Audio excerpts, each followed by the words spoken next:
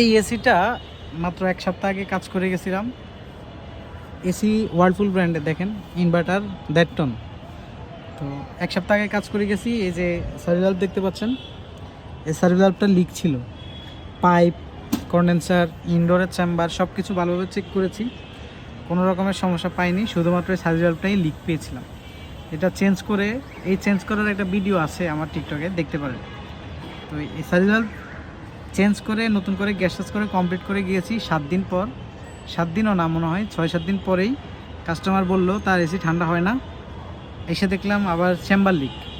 তো 7 দিন আগে কাজ করেছি, এই যে সার্ভিস ভাল্ব, তারপরে সব কিছু চেক করলাম, পাইপ টেপও চেক করলাম, সমস্যা পাইনি। এখন চেম্বার লিক, এখন ইনডোর লিক। কাস্টমার মনে করবে কি আমরা আগে ভালোভাবে চেক করি নাই, আর নয়তো কোনো সমস্যা খুঁজে পাই নাই, যার কারণে এখন আবার সমস্যা হয়েছে। আসলে কিন্তু না, সার্ভিস ভাল্ব লিক হয়েছে 100%। তখন আছে চেম্বারে কোনো লিক ছিল না, এখন আবার লিক। তো আপনারা বলেন, এই এসিগুলা এত দুর্বল কোয়ালিটি যদি হয়, যে এক সপ্তাহ পর পর যদি সমস্যা হয়, কী অবস্থা হবে? এসির বয়স মাত্র 2 বছর, এর মধ্যে 3বার সমস্যা হয়েছে। একবার খোলা ফিটিং করতে গেছিলো, তখন টেকনিশিয়ানদের ভুল, হয়তো গ্যাস চলে গেছে।